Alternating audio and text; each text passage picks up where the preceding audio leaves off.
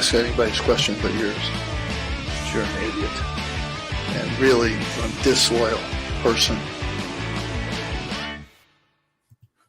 What's up, everyone? Welcome to the Disloyal Idiots podcast here on the Fans First Sports Network.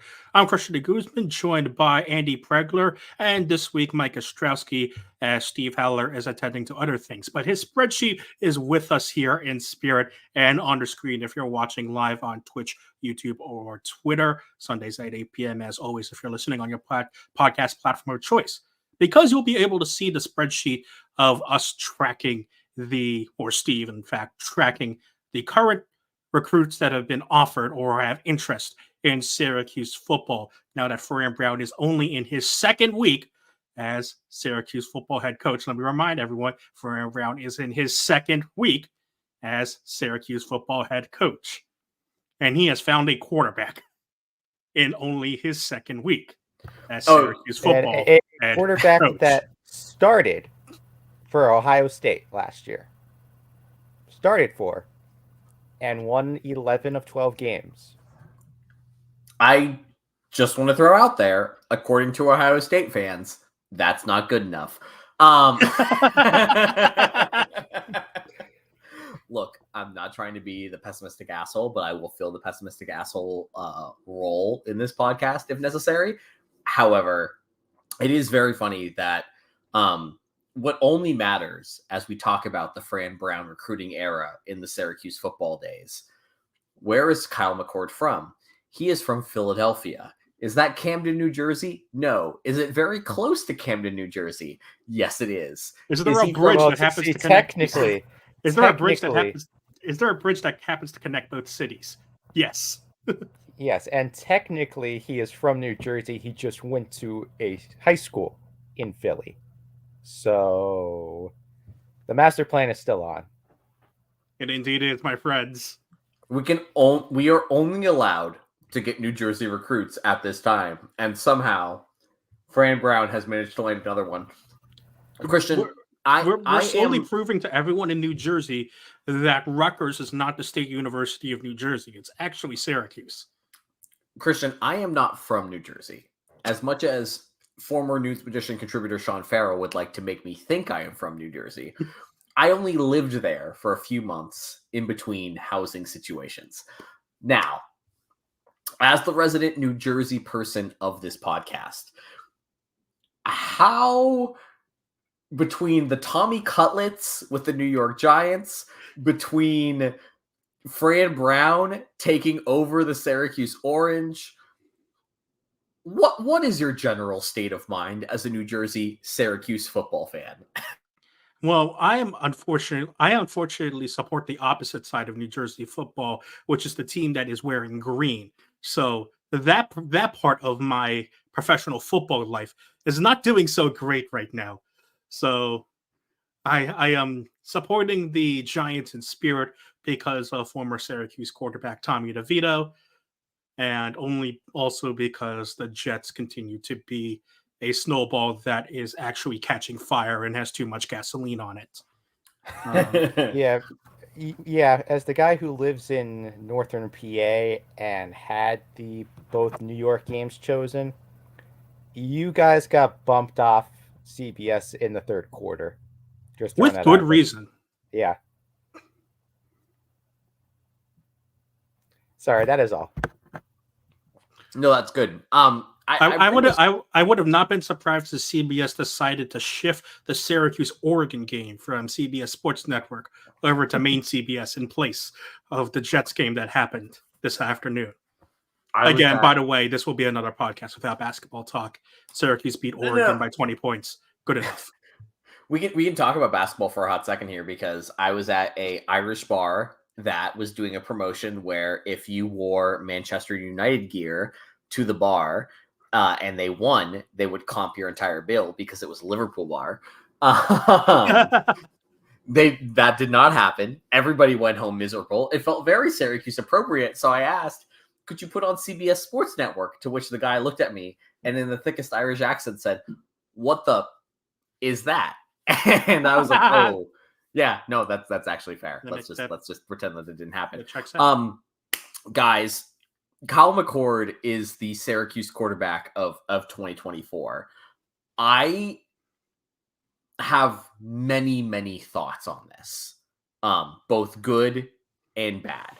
I'm going to pass it off to the both of you as younger stewards who might actually have hope and positive optimism thoughts.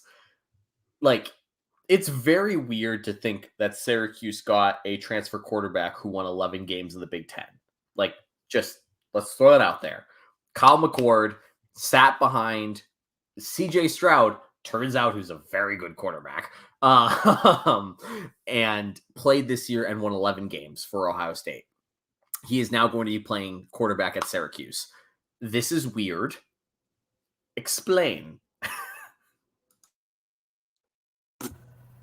I mean, sure. That's the best I can give you.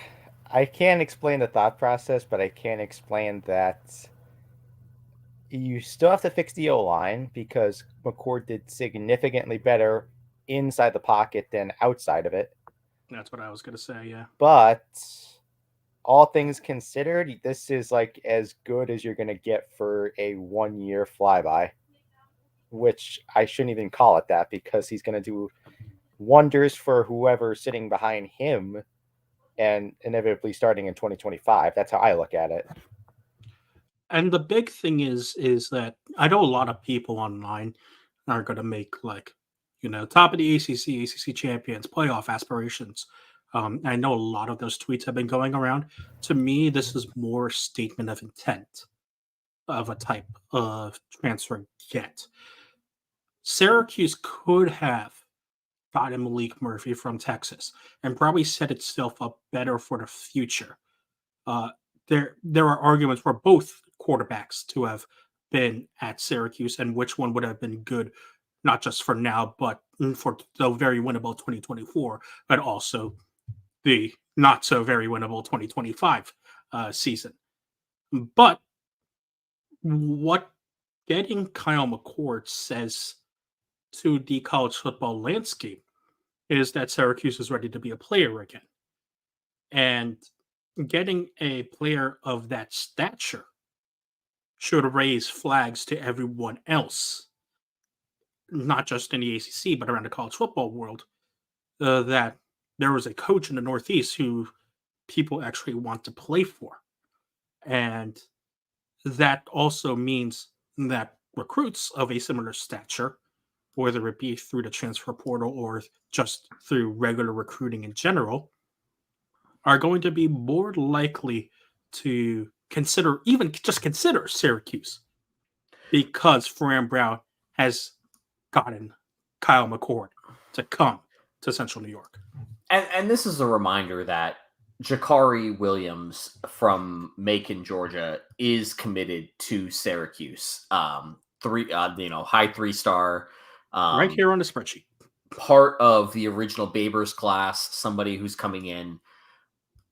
And this is the tough part about quarterback recruiting in this day and age. You need to have a guy.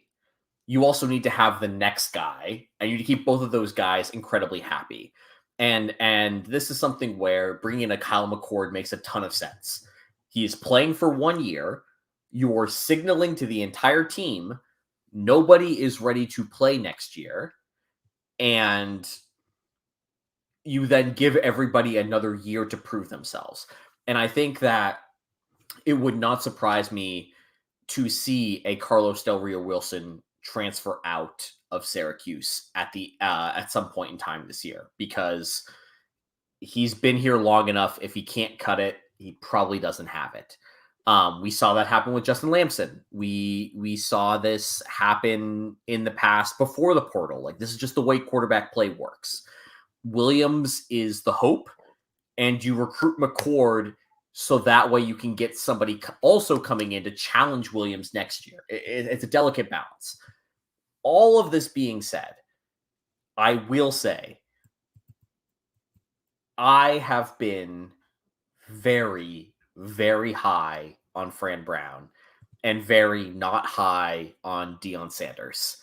And one of the things that Deion Sanders did very, very well was build hype around Colorado. But if you read The Athletic, if you read other pieces that did really good investigative journalism around the Colorado stuff and say, like, look, he's building a 7-on-7 team. At this point, Syracuse has the best 7-on-7 recruiting class in the ACC. I see Steve in the chat. Shout out Steve Haller from the North Pole. I am concerned about the offensive line because this line was not great this year. I think we can all agree there. They're losing a starting guard, and we know that you cannot bring an 18-year-old in and expect them to have an immediate impact on the offensive line unless you hit a diamond in the rough like Matthew Bergeron, who is now playing at the NFL level. Like, let's just like Bergeron and what Dino did with him is not normal. Justin Pugh is still playing on an NFL team because being a good offensive lineman is that hard to develop. And once you find it, you have it. And I would like to see, again, I see the idea here. We've got a Princeton transfer. We've got a shorter transfer. Like, they're going after guys to shore up this line. And if you're from like a smaller area and you're a tackle, like maybe you move inside and it works out. I am just saying right now, Kyle McCord really struggled under pressure this year. We saw it in the Michigan game. We saw it in the Penn State game. He had Marvin Harrison Jr. For as good as Syracuse's recruiting class is, nobody is Marvin Harrison Jr. That guy might get taken first overall in the NFL draft this year. And there are some numbers from the early season when Brian Day is trying to develop a passing attack where they don't rely on Marvin Harrison Jr., where the numbers are not pretty. Because McCord is a quick release guy. He is a 3 seconds, feel pressure, get the ball out, which is not a bad thing. I'm not saying that as pejorative. I'm just saying that as with a Syracuse team that right now is looking at a wide receiver group that is a Rondé Gadsden Jr. and a bunch of young kids or guys that didn't cut it at somewhere else, we are asking for a lot of development very quickly.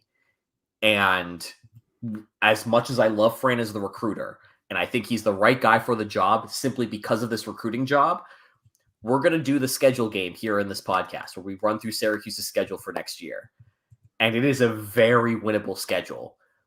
But we're talking about substituting a winnable road game against a non-Power 5 school against one of the most sleeper Power 5 programs in the country.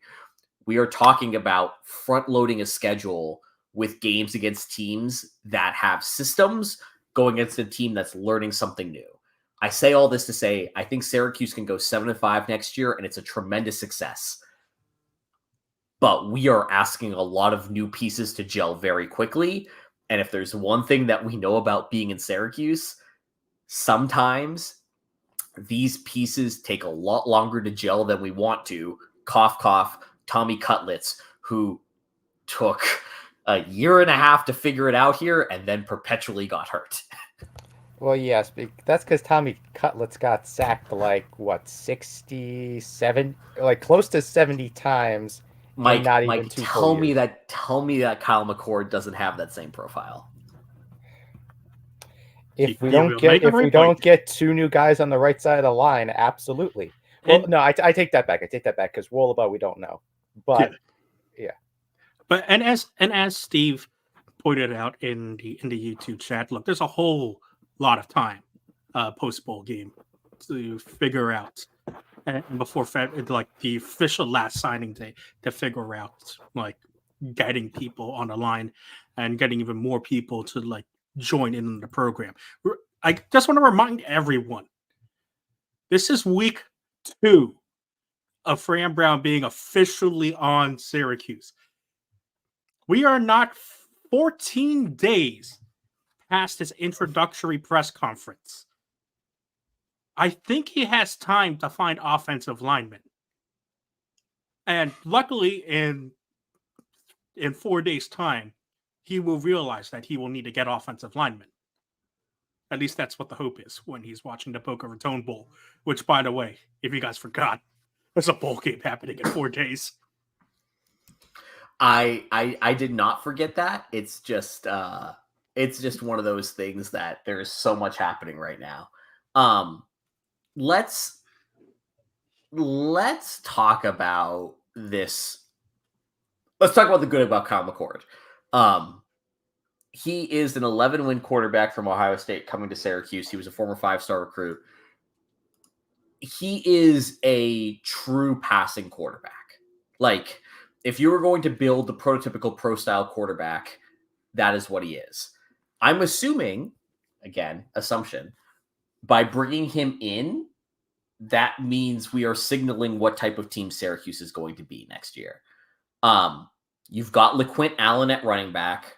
You're bringing in the numerous transfer receivers plus Aronde Gadsden at wide receiver. Let's start at the top.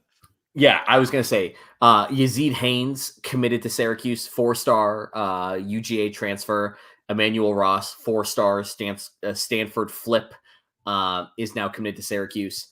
Jamie Tremble, 4-star tight end out of Georgia, committed. This is a very high ceiling offensive group, but it's young outside of LeQuint. Mike, I'm intrigued because I'm not trying to make Steelers comparisons here, but please do. They deserve it. No, but like Kenny Pickett's whole thing is that he's mobile, but he can't throw, and McCord is obviously the opposite of that. But what what we saw this year from the ACC, Drake May, whole other level than anybody else. Jordan Travis, when healthy, whole other level than anybody else. Both of those guys were exceedingly mobile. And then you look at a guy like, is it Drew Plummer at Louisville? I forget his first name. Jack Plummer. Thank you. Jack Plummer at Louisville. Not the most mobile guy in the world, but very good system. And I feel like Syracuse is aiming for the Louisville playbook here as opposed to the Steelers hypermotion playbook or the Drake May, Jordan Travis, let's just do everything playbook. Like, I feel like if you're bringing in McCord, you're bringing in a very specific type of quarterback. No one wants the Mac Canada pre-snap motion every play. Yeah, you're telling me people figure that out after he runs the same 5 plays for 3 years? Really? And runs the same pre-snap motion just to run a halfback draw? Mm-hmm. Yeah. But Andy, it's interesting you mentioned the Louisville system because it seems as though as she was hiring for their offensive line coach, the guy who was a part of that Louisville system, and for the 6 years before that, was part of the Purdue true pro style system. So with that in mind, it seems like they are at least prepared to adapt something close to that. I don't imagine it'll be as true pro style. Brown said he wanted, in an interview, I believe it was with the Buffalo transfer, I saw that somewhere. He said that Brown wants a pro style offense, but with a QB who's mobile enough to keep defenses honest, which I think is a good trade-off. You can say you still want to go traditional, run the ball a lot, still be able to pass and have big chunk plays, but at the same time have a QB that can escape from the pocket. I don't think McCord is exactly that immobile that he can't take off occasionally, but you're also not going to see much RPO or just straight up QB draws, design QB runs like we saw with Strader the last 3 odd years. So it'll be a change for sure. But again, if they can do the Thundercat offense 3/4 of the way into the season, when they have a full off season to figure this out, I don't think it'll be an overwhelming learning curve. It just really comes down to who else are you gonna bring in, and how quickly are you going to name your starters? And, Yeah. and theoretically, there won't be a global wide pandemic to stunt any of the spring ball growth that stunted Syracuse's learning curve the last time that Syracuse made big recruit coordinator changes of this level. Yeah, can we please not do that again? I mean, the global pandemic part, I would really like to not do that again. Mhm. I do think that it is interesting that again, looking at the sheet, the Steve sheet, as it will now be known, there's a lot of defensive guys that we're talking about, and we're about to get into a couple of recruits that announced today that they are coming to Syracuse that were not previously there. It does appear as if the Fran Brown strategy was Elijah is a guy that I know, but also Elijah is going to bring some guys, and he also knew some guys, and he's going to bring these guys. And now we're getting to the point where this week we'll find out on Thursday, like a lot of these like in betweens where they end up going. And maybe they don't come to Syracuse, and that's fine. I still think this is one of the best recruiting classes that Syracuse is ever going to have, period. But it is making spring ball interesting because we talked about the offensive line. I think the wide receiver room settled. Running back room settled. Quarterback room settled with McCord. Offensive line, we talked about. Flip the side of the ball between all the new edge guys that are coming into the linebacker group.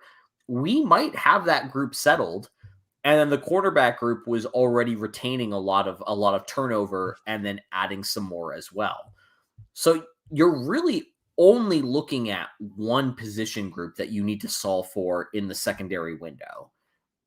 And for a team that is going to play, we're going to talk about the bowl game in a few. For a team that is about to play a bowl game with the most depleted, unhealthy roster that I have ever seen go into a bowl game, that is a tremendous accomplishment. Like, I don't think that that's going to get play, and that's not the sexy thing to talk about. But the fact that Fran Brown is taking a 6-6 team that had a incredibly unstable roster and has basically turned it into, we know who our guys are going to be next year. Like, he deserves so much credit for that. And I feel like this is part of why he ended up getting the job.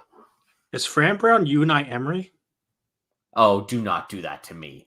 Do not do that to me, Christian.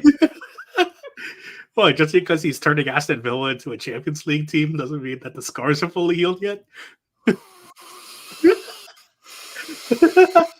Mike, please change the subject before I murder Christian. What I will say, to take it off Premier League, because I can sense we're getting into the upcoming recruits. Yes, we are. Mhm. I'm not sure, in terms of 24/7's rankings, if they include transfer rankings in the recruiting class rankings. No, They do not.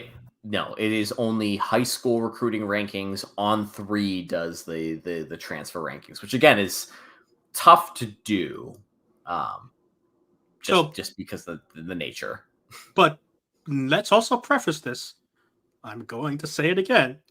Fran Brown is 13 days officially on the job, and based on the recruits he has gotten here over 2 official visit weekends, Syracuse's overall class rank has gone up on 24/7 to 43, and a composite rank to 49. And for a Syracuse team that usually finds itself in the high 50s, low 60s in the recruiting, it's a market improvement. I was reading The Athletic today, and I was listening to a Bruce Feldman podcast with Solid Verbal, really interesting things. And so I went on his Athletic profile. He did a mailbag, and the lead image was Fran Brown on the Carrier Dome court. Not what I expect on a college football mailbag in December. And he had multiple questions about like, what is Fran Brown doing at Syracuse? And as he said, there is a non-zero chance that Fran Brown solidifies the first composite top 50 Syracuse class ever and throws together a top 40 recruiting class for the first time ever. Like above 40. Sorry, that should be clarified. Again, need some flips to happen there. We're not quite there yet, but like, again, to Christian's point, he has been here 2 weeks and he has already put together more recruiting wins than any other coach in Syracuse history. He has reinvigorated this fan base in a way that I have never seen before. In my entire time of being a Syracuse fan, like Doug Marrone had his little cult of personality and then he left, and Scott Schaefer had some believers, but like, I have never seen a coach garner this much support. And I think the big thing, and we're going to talk about this today, is like, we confirmed he is locking down some of Dino Babers' original class as well. Guys that were being recruited by Dino that have now been handed off to Fran and his staff. So shout out to my neck of the woods. Brooklyn Erasmus Hall edge Caden Brown is now committed to Syracuse. He's joining what is suddenly a very interesting group of outside rushers that could be some version of defensive line and linebacker. Again, I would like to remind everybody, it's not that long ago that Syracuse has struck out on every Brooklyn recruit. There's not very many of them, but there's a few 3-stars every year, and we finally got one. In addition to that, sorry. The big thing also, Brown's the second highest rated recruit in New York. Yeah. Taking so much of the fan base's gripe of recruiting just over the past few years has also been not getting the best New York talent to come to what is perceived to be the best school in the damn state, for football at least.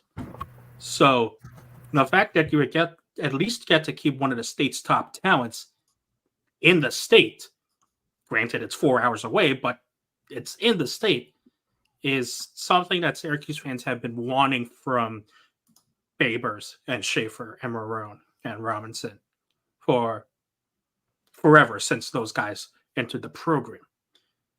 The fact that Fran Brown was able to do that right then and there in just 13 days on the job is a testament to his recruiting skills. Yeah, and one of the best players in New York State is Marcus Harrison. He's an offensive tackle. I don't know if he's on Steve. I think he's on Steve's sheet. He got an offer back in October, and he is, again, somebody that I don't know if Syracuse has prioritized, but he's currently committed to Georgia. And again, a name to watch. And we're looking at the situation where there are so many names to watch because of Fran Brown here. You got Josiah Brown, wide receiver committed to Penn State. Corey Duff Jr., a tight end, probably not adding him because of our already tight end ad. But again, all these guys that are in New York, we have to pay attention to. And again, the biggest one is Walter Nolan, who's chilling out there right now. Crystal Ball has him going to, I believe, Auburn, but Crystal Ball also had Kyle McCord going to Nebraska. So this thing is very fluid, and I feel like Fran has kind of figured out, look, all I got to do is be in the room, and something good can happen out of that. It's insane that we're still talking about this. And because normally in this part of the season, remember last year when we were talking about recruiting and signing day, we were talking about Dino trying to keep Nonoris Sellers and Vincent Carroll Jackson in the Syracuse recruiting class. And now what we're talking about is flipping former 5-stars from Texas A&M and a 5-star Florida State commit and former 5 stars from Georgia. Yeah, and I remember last year, like, the people we wrote about, at least some of them were like, JUCO transfers from California versus now, like, some of the absolute best players in the Northeast. It's a night and day change, and, no offense to the other guys, but why didn't this happen earlier is my only question, because I guarantee Temple's kicking themselves silly that they missed Fran Brown not once but twice. And Rutgers is kicking themselves also. No, Rutgers has Shiano. They think Shiano's great. Like, let's not try to conflate the fact that they absolutely love him there. No, Rutgers has everything under control. Don't you worry. Oh yes, that's correct. This is correct. I am. Send Scoop Jardine or who was it that yammed that absolute dunk against Rutgers? No, Johnny Flynn. Send Johnny Flynn over to Rutgers and just keep them distracted for a bit. Yeah, not playing that game right now. Here is a game that I will play. Christian, I'm going to take over the screen sharing here. I will stop my screen share then. Yeah. Again, tune into the live streams. If you're not already tuned into the live stream, first of all, we have a lot of people watching right now live on either Twitch, YouTube, or Twitter. Thank you all so much for tuning in. We'll do these live all the time, Sundays at 8 p.m. for more Syracuse content, not just football, but basketball, lacrosse, and off-season content as well. But right now, we're going to take a look at what a lot of us talked about when Syracuse was hiring a head coach. This 2024 schedule is very winnable. I'm refraining from using the word winnable, and I'm using the phrase high upside. I'm doing that because, much like Syracuse, other schools can also drastically change during the portal. So Ohio Mac School should win that game. The Army game allegedly is being swapped out for a game against Kansas. We have yet to get confirmation there, but there is enough smoke that I feel confident saying that out loud. The other thing that is happening with that is so the whole deal, for those who aren't aware, is Illinois is apparently canceling the game they were supposed to host against Kansas. Illinois has already officially canceled what was supposed to be their opener against Eastern Illinois. So, just speculation on my part. There's probably something involved where we can't find a quality opponent for week 1, so now we also have to move week 2 around to get a better combination of some sort. Because it is pretty late to be making schedule changes. So I imagine that's part of the reasoning. Yeah, and I think the Army game is one of those situations where we can. It's their the AA. I think they're joining the AAC, or they are joining the American before next year. So they have to basically get rid of 8 of their games, and so the odds are just not in SU's favor to keep that series going. Yeah, so I do think the Army game, and again, you get rid of a road game, that's usually good on the athletic department. I will say, adding Kansas at home and flipping out Army away, that is I do not like that. But we can just bring in Mello and everyone from 2003, and make that a big marketing game. Seriously, pander to the basketball people for that one. I was mostly talking about the fact that if you play Kansas in week 2 and Lance Leipold beats Fran Brown in what I think would happen and should happen, this fan base is going to go apocalyptic just because Kansas beat Syracuse, when in reality, Kansas might be the second best team in the Big 12 right now. Just want to throw that out there that I think people are looking at Kansas of 10 years ago, not Kansas of the last 3 years. And this is a Kansas program that hosted game day before Syracuse. Thank you, Christian. Thank you very much. That is all we need to say about that. So that's why they're doing this. So that'll finally be the Syracuse game day in week 2. Stop it, Mike. Stop it. They're gonna drag Billis out of the bunker he hides in before November turns around, just for this. I don't like that. Holy Cross, whatever. That's a game. The UConn game no longer without Chesney, so they flips Holy Cross. Less worried about that game. This UConn game, man. You wrote about it a little bit this week, Mike. There's a very obvious thing that they should do here, but we don't know if they'll actually do it. No, I put the link in our little chat. On the Cuse.com page, it does say in future opponents that it's a road game. So that could mean actually going to Connecticut to play in the airstrip again.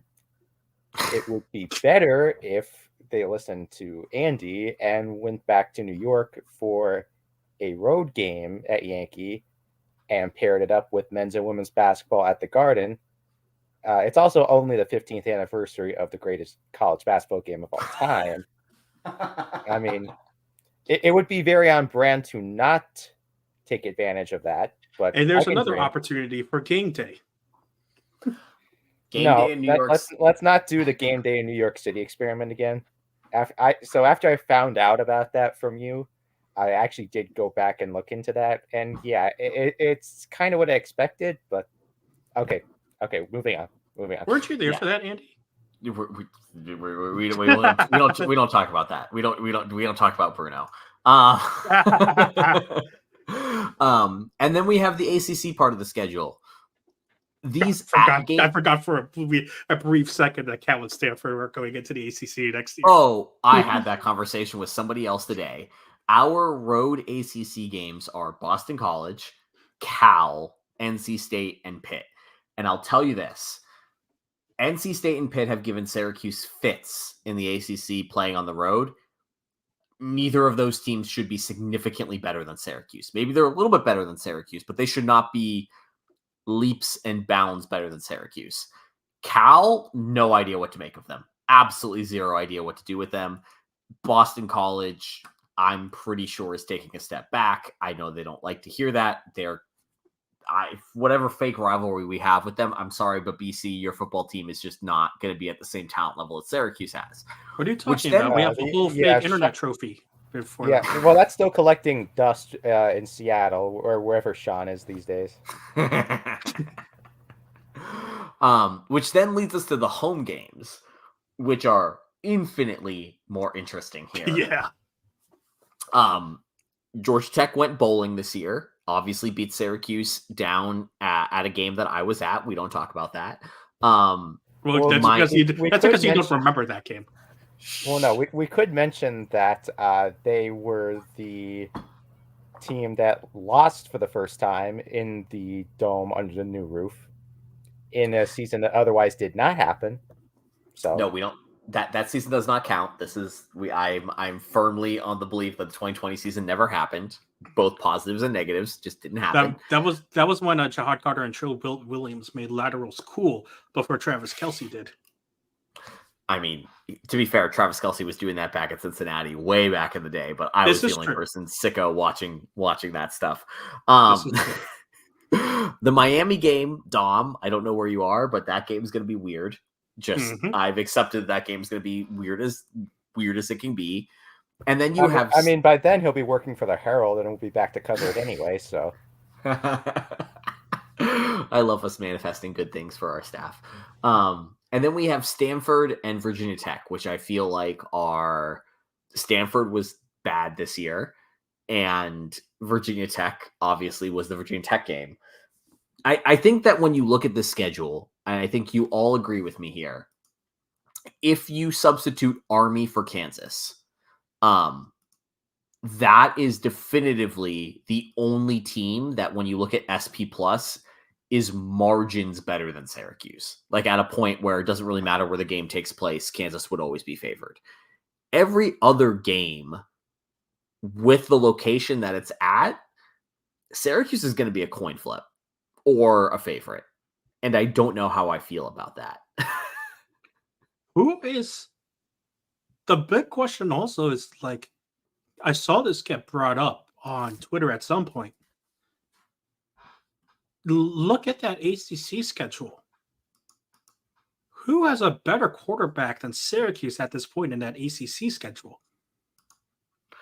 And I think that that's the point that the McCord news, why the conversation has flipped. And that's kind of why I wanted to bring this up, is that, like, looking before Kyle McCord commits to Syracuse, you could talk yourself into being extremely hyped about next season just because the opponents are so bad. But this year's schedule also had opponents that were so bad, and we went 6-6. And I say that because, reminder, we didn't have a quarterback that could throw the ball for the back half of the year, and they still managed to go 6-6 with a soft non-conference schedule.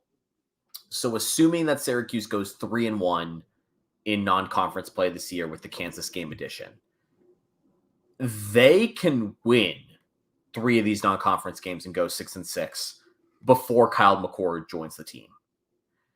And this is the part that I'm having a hard time rationalizing.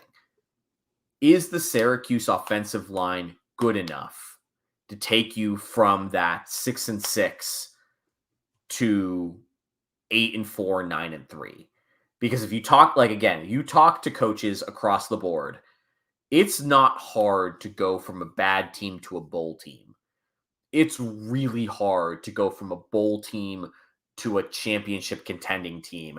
And it's incredibly hard to go from a conference championship contending team to a nationally relevant team. Like, those are the margins that are hard to do. And again, Fran Brown has never done this before at this level. And we're talking about him doing 3 of those jumps in a single season. So I say all this to, like, pump the brakes a bit, but also empathize and say, like, Christian, you're 100% right. Syracuse has the best quarterback in every single game this year with Kyle McCord. And I don't think I'm exaggerating there. I don't know what to do with that fact, period. I will say, like, yes, the schedule is soft. I do agree with also, let's pump the brake on Syracuse is going to win the ACC and go to the playoff, because I saw a lot of that on Twitter. Because, yeah, we still don't know how Syracuse is going to be in game.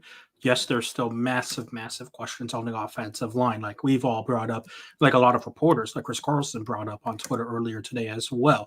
Like, you've got to get in protection, because, I mean, again, let's bring it up. We saw what happened in 2019 we saw what happened in 2019 under DeVito when he didn't have an offensive line and he got sacked 44 times.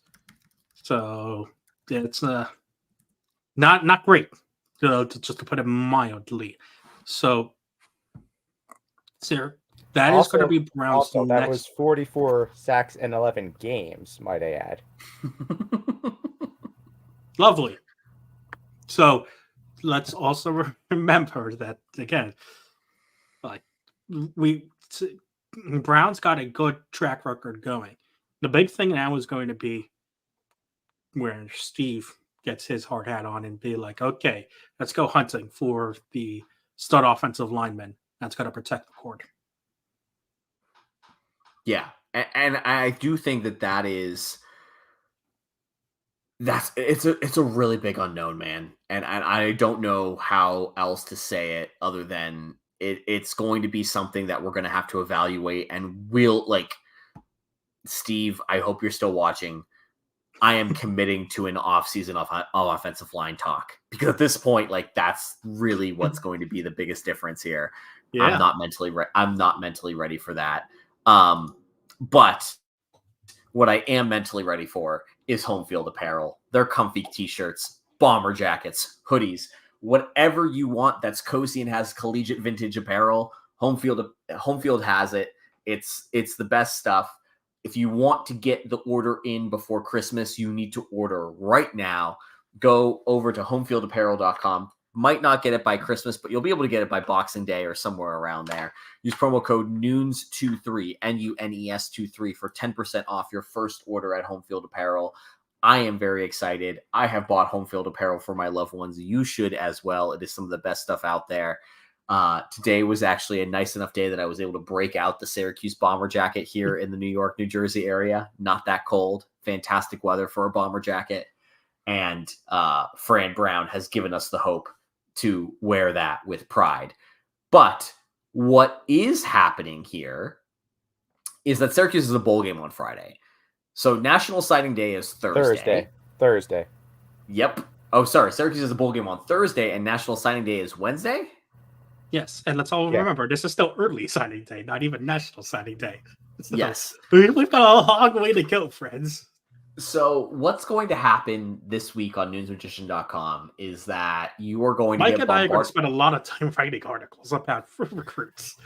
You are going to get bombarded with content on Wednesday, and then Thursday, the wonderful ESPN crew is going to be spent talking about that because this bowl game is going to be a mess.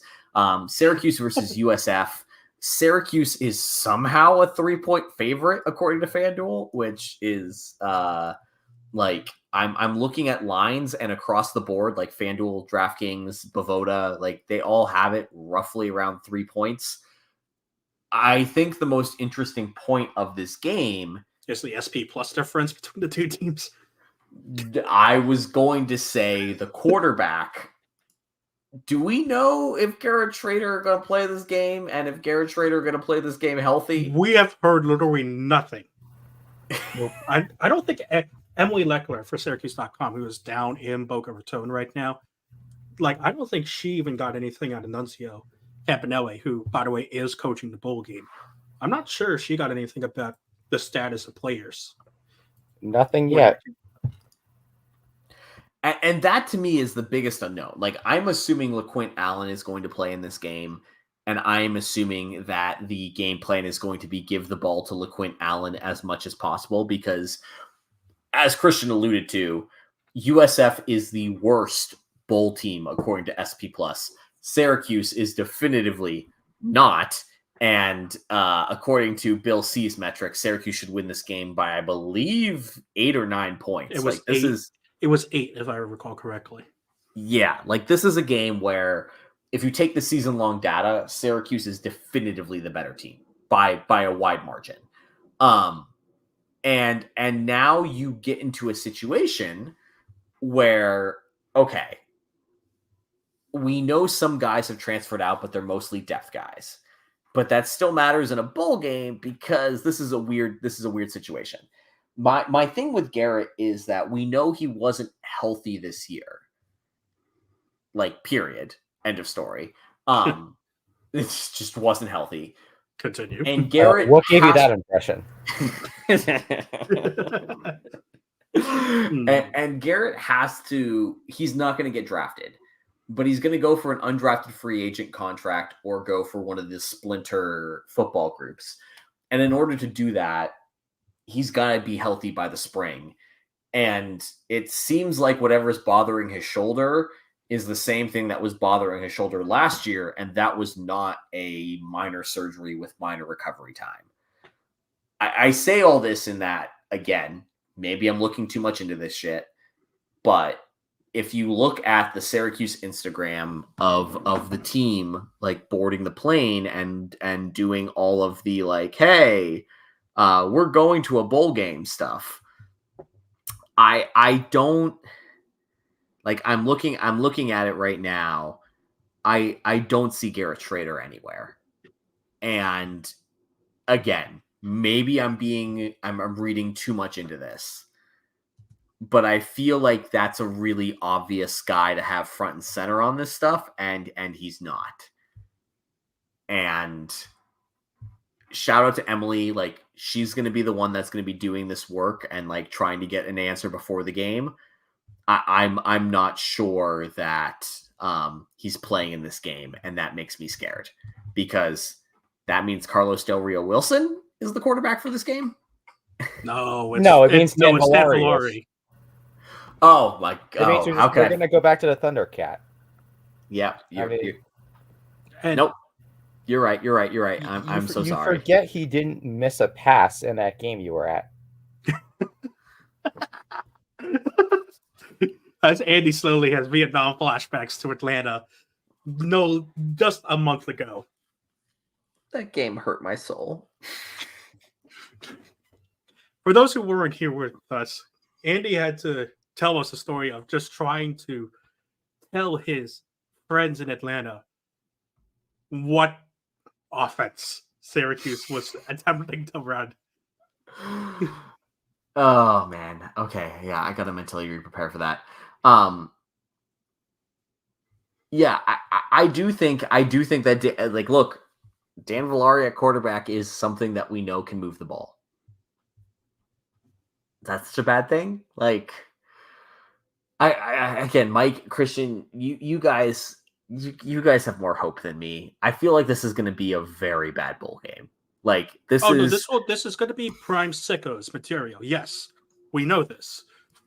Sickos committee is going to have a field day with this bowl game, and there is no ifs, ands, or buts about this because we know what Syracuse is going to do. They're going to simplify the game plan, run the ball, and then run the ball with a bit more, and then run the ball a bit more. Yeah, and also, Andy, I don't believe you were here, but USF is somehow even in offensive and defensive yards on the season. They have gained and allowed the exact same number of yards, which I don't think I've ever seen before through an entire season. And that's who Syracuse is playing, so it's going to be that type of game. I will say this. I'm looking at one of my favorite sites is CFB Graphs, which is the efficiency tracking website. So Syracuse did not do great when it came to any kind of efficiency this year. But in running the ball, they were the 52nd most efficient team in terms of EPA per rush.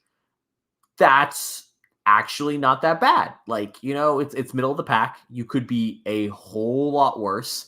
And when it comes to defensive EPA against the rush, I got to see here. I got to do a good old Googling. Let's see, USF.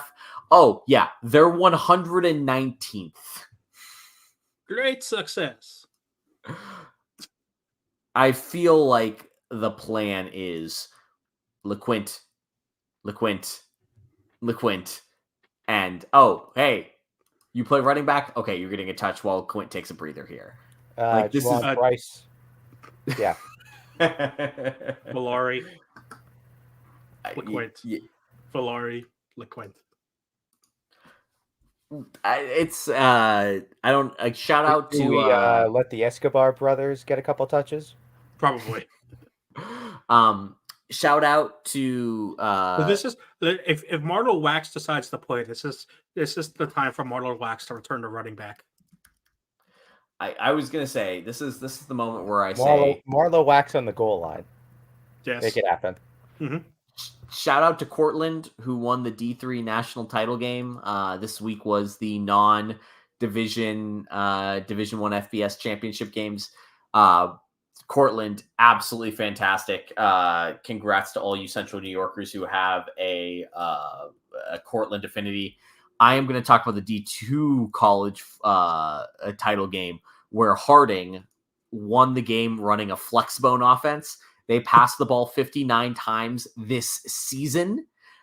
They had their game icing drive was 13 plays, 7 minutes, 13 runs in the third quarter. Just like I absolutely love them. I feel like that's what you're going to get in the Boca Raton Bowl. Is you're going to get Syracuse. You're going to get a Syracuse team that's absolutely just they're going to play a Harding style offense here, and I am not against that. Jeff Monken has 50 pages of notes on that game just alone. Jeff Monken is going, yes. The A is not ready for Ari and just running the ball. I am not ready for it. But I guess like as we got like 5 minutes here on this rambling podcast here, I am expecting. I shouldn't say this. I want Syracuse to win the bowl game. I think they very much can win the bowl game. Do you guys agree with that sentiment, or is this literally just a dart throw and it doesn't really matter because of all the changes that we've seen happening this offseason? First of all, lol, dart, because that's Syracuse's new motto. It's such a great analogy. That's why I used it. I still think there is a lot to be said for our bowl win, and there's going to be returning players next year. I mean, Brown isn't literally rebuilding a roster, so like there is opportunity here for Syracuse to at least get some momentum and get. I mean, you said it also, Andy. There's a lot of young guys that Brown is targeting, whether it be transfers or recruits. So the guys who are going to have the experience in the locker room are going to be needed to, show, hey, like this is what the winning mentality is going to be like. So on the offensive side of the ball, your Enrique Cruz's, your Quinn Allen's, even though he already is a leader, he's going to be even more so now. On the defensive side of the ball, the transfers that came in, the Goulds and Bellamy's, yeah, like Dennis Hawkins isn't going to play, I don't think, but like your Dennis Hawkins is like, you got to have this is an opportunity for those guys to also step up and show their new coach, like, hey, you're bringing all this hot talent and I still deserve a spot on your starting 11 when you trot your first unit out there. So, and on top of that, I don't know how much of a difference it really is between back-to-back bowl seasons and back-to-back winning seasons, but one sounds a little catchier than the other, to me at least. And then if you set that as the goal to make it 3 next year, not just the bowl, but as we said, with the schedule looking pretty manageable, 3 straight winning seasons really starts setting the table as, okay, Syracuse football all of a sudden is really trending upwards. You're going to show this isn't just a 1-year wonder for Fran Brown getting all the recruits, and that it's something that he's going to keep doing year after year. And you don't want to run in the same situation where it becomes, oh, well, with Dino, oh, he won with Schaefer's guys, who won with Doug's guys in his first year, who, et cetera, et cetera. You want to show that, yes, these guys are winning now, but even though you're going to keep some of them around, the combination of keeping those guys around with bringing in your own guys next year is why you ideally keep winning, not just really leaning on one or the other. Syracuse hasn't had 3 winning seasons in a row since the end of the Pasqualoni era. He did mention wanting to emulate that, so Mm-hmm. Yeah. It's kind of terrifying how long it's been since some of these things have happened, and I don't like that. But I do think that there is a legitimate conversation to be had here where there's this idea of proof of concept. Is what you're doing actually happening? Like, can you point to this stretch run and say, like, hey, what I said I was going to do happen and prove to be successful? And I think that that's what Dino was missing. Was Dino never had that true proof of concept where the air raid came in and took over Syracuse. Like, that 2011 season was fantastic, but that wasn't proof of concept. That was a lot of Eric Dungy. That was a lot of guys that Dino Babers did not recruit. That was a lot of Dino adjusting to the talent that he had. That was not us seeing Dino's concept come to life. Sorry, no, 2018, not 2011. Sorry, 2018. Jesus. I yeah. It feels that like it was that long ago for me. Mm-hmm. But yes, but and I think that's the stringing together multiple winning seasons gets people's attention that you might be doing that. And I do think that Fran has an opportunity to take advantage of the work that was done before him by Dino and say, like, look, he basically built 2 6-6, 7-5, 6-6 seasons in front of me. I can take those bowl wins. I can take an easy schedule in 2024. I can string together 3 straight years of winning here. Syracuse can be a middle of the pack ACC school. And I do not think that we realize that is not something that we have achieved. Be middle of the pack, grow from there. And I do think that there is an opportunity here for Fran to take advantage of this. And I do think that we are seeing he can put together, like, this is the tricky part. With all of the recruiting wins that Fran Brown has put together, Syracuse's recruiting class is still very much aggressively bottom middle of the ACC. And maybe that changes. Like, maybe going into next season that changes. Like, maybe he does a little bit more on signing day and early signing day to get Syracuse up into the upper middle classes. But what Christian is showing on the screen right now for those watching on Twitch is the 2025 schedule. And I am telling you right now, if Syracuse goes 6-6 in 2025, it is going to be a miracle, because you have you start the year at a game that I will be at in Atlanta against the Tennessee Volunteers. You play Notre Dame and Clemson and Miami and SMU on the road. That's Tennessee, Notre Dame, Clemson, Miami, SMU on the road. That's 5 losses right there, because if you didn't pay any attention, SMU put together an insane season this year. They're only going to do more in the ACC. Now, there's always a chance that Notre Dame game gets moved with the whole 3 new teams in the conference. We can dream. Syracuse doesn't want to give up that game. That's the problem. Also, Syracuse better hope that Army likes keeping them on their schedule for 2025. Yeah, I will. Like, you look at that Georgia Tech game. We saw it this year. Like, you can lose down in Atlanta. Like, once again, Syracuse scheduling has the opportunity to do the funniest thing. I'm going to keep bringing this up because I would love to see it. To spend 2 straight weeks in Atlanta? Yes. I mean, you got to move the UConn game, so it's just not happening. I mean, round 2 at Citi Field Barclays Center. Citi Field would be, stop it, Christian. You're giving me dumb ideas. Won't the new NYCFC stadium? I was about to say that. Like, what is that? What is that done? I think that's still like 26, 27. Like, it's still a whiles off. That'll be so dumb. Are the Devils using the Rock at that point? Let's just go Red Bull Stadium into the Prudential Arena. I was mostly talking about I also didn't even realize this, but we have Duke and UNC at the Dome. Oh my gosh. Yeah. Again, this is 2 years out. We've learned that college football has can change on the like, it is incredibly volatile right now. And this is what I was talking to a couple of friends about.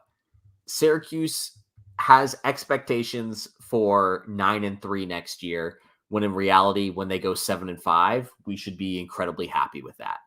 In 2025, they're going to have 9-3 expectations, and if they go 6-6, we should be doing victory laps. if they pull that off. Who has expectation of Syracuse going 9-3 with this schedule? Christian, topic for another day. Have you met this fan base? Yes. You make great points. Let's move on. But to Mike's point, like, we're talking about going through 2025 and having potentially 5 straight winning seasons. The last time that happened was before any of us in this chat were paying attention to Syracuse football. Like, it has been so long since that standard has been upheld. Like, 21, 2001. I think there is what we are talking about Syracuse doing right now with Fran Brown is something that has never been done in Syracuse football before, or has not been done in a very, very, very long time. I think we all need to realize that and recognize this is a process.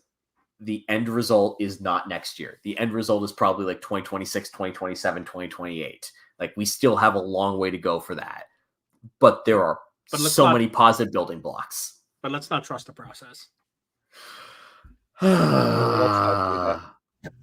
Oh, though, you know what? I did some digging. Oh, God.